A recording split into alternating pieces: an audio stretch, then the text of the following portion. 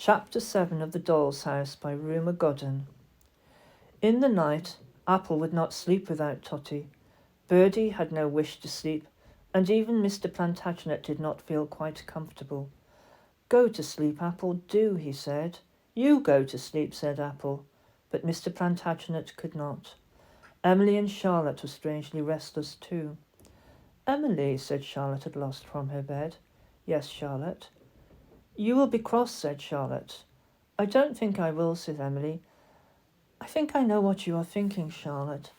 "Well," said Charlotte, and she lay on her back looking thoughtfully up at the ceiling. "Well, people usually do, don't they?" "Do what?" "Lend. Not be paid," said Charlotte. "Yes," said Emily miserably. "I mean, for an exhibition like that, which is to help people, people usually lend their things, don't they, to help the other people?" "That's what I was thinking, remembering," said Emily. "Do you remember the animal carving exhibition we went to see? It had labels. Head of a deer, lent by Mr. So-and-so. Rabbit, lent by Mrs. Somebody else." "Yes," said Charlotte. "It didn't say hired from Mr. So-and-so," said Emily. "And that is what being paid means. We have hired out Totty." "That is what she didn't like," said Charlotte, and she was near the truth, though that was not the whole truth. "I felt her being miserable, but I didn't take any notice then," said Emily. "Nor I," said Charlotte, "but I wish I had." "I believe Mrs. Innisfree offered to pay us because she was sorry we couldn't get the chairs," said Emily. "We shall go to Mrs. Innisfree in the morning and tell her," said Emily. "I believe she knew we really ought not to have been paid."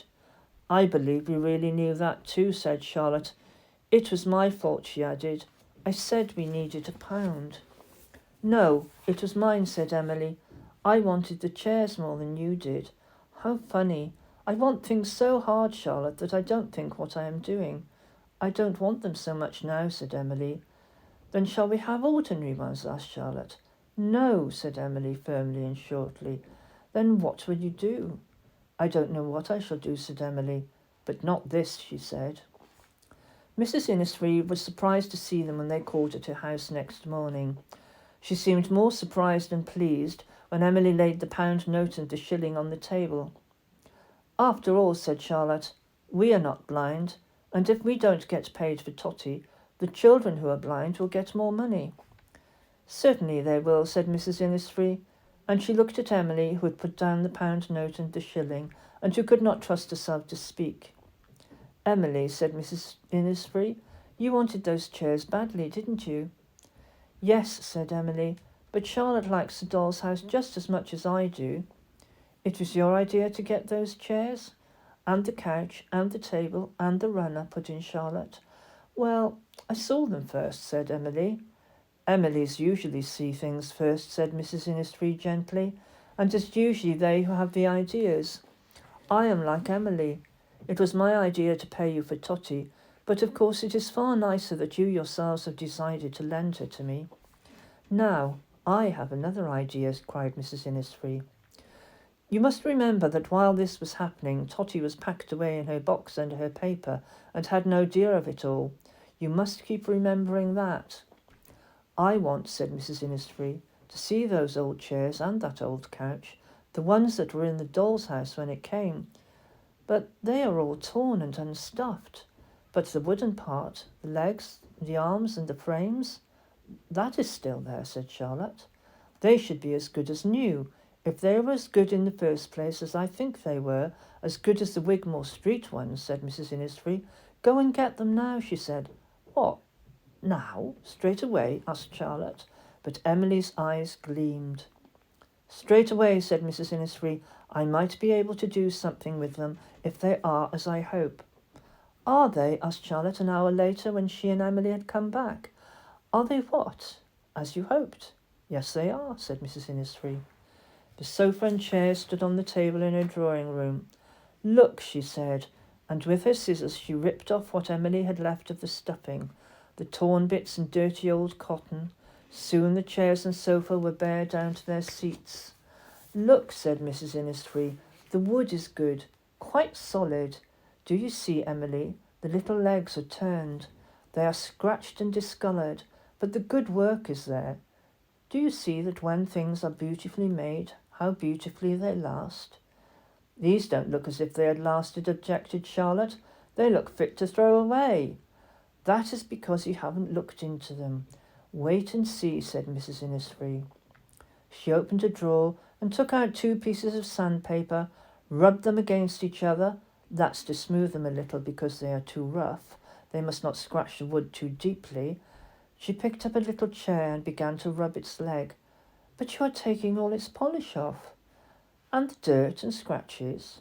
Now you and Charlotte rub them, and when they are quite clean and smooth, we shall take them to a man I know who is a French polisher, and we shall ask him if he will help us. I think he will, said Mrs. Innisfree. But would a real French polisher polish them? He might, if we can make him interested, said Mrs. Innisfree. People will do anything if they are interested. But what about the seats and arms and backs? They were all cushioned before. They can be cushioned again. But with what? Mother says that nowhere anywhere can you buy stuff like that they were cushioned with, said Emily. Have you seen this? Asked Mrs. Innisfree. And she picked up a footstool that was standing by the table and showed it to them. Its top was in embroidery, flowers worked very finely, and the same mice stitches that Totty had talked about, stitches like the sampler, only finer. That is called petit point. Have you ever seen a chair like it? Asked Mrs. Innisfree. A tapestry chair? Oh, said Emily. Oh, you mean yes. What could be better than tiny tapestry chairs and couch? Asked Mrs. Innisfree. Doll's tapestry would have to be very, very fine, said Emily slowly. Could anybody work it? She asked doubtfully. I have worked it so that it was very fine indeed. It would be beautiful, breathed Charlotte, but we couldn't do it. Not Emily nor I. It would take us years and years to learn.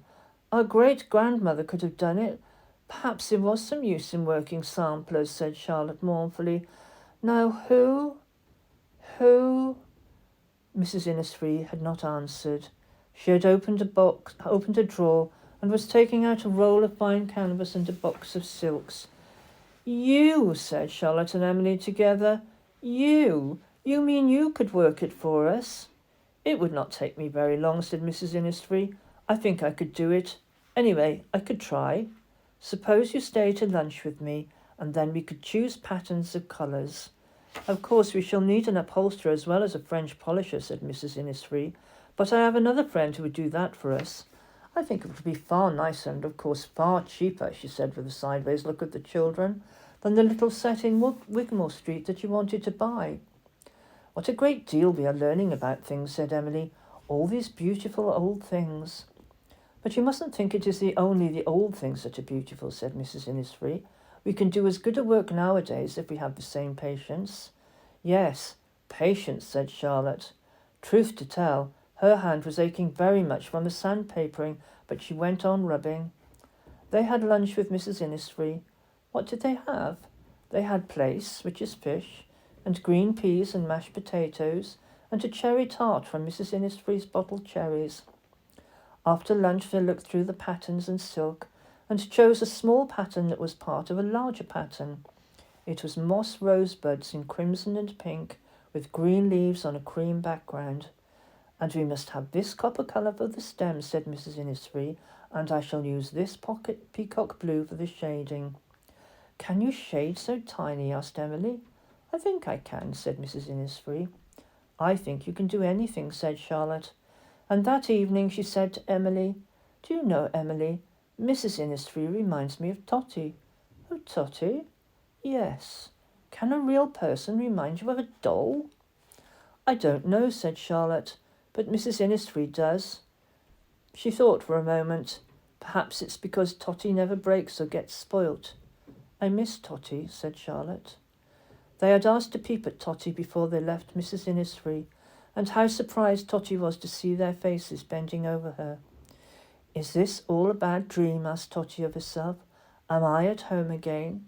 But as soon as Charlotte lifted her up, she saw that she was in a strange room, and that the box still lay on the table. It isn't a dream, cried Totty in Charlotte's hand. Oh, oh, oh! Why does she look so unhappy? Asked Charlotte. £1 and a shilling, a guinea, after 100 years, said Totty. She looks angry, said Emily. Both of them could feel Totty wishing, but they could not understand why she should wish, and they put her back into the box and covered her up with tissue paper. When does she go to the exhibition? She heard Emily ask just before they put on the lid.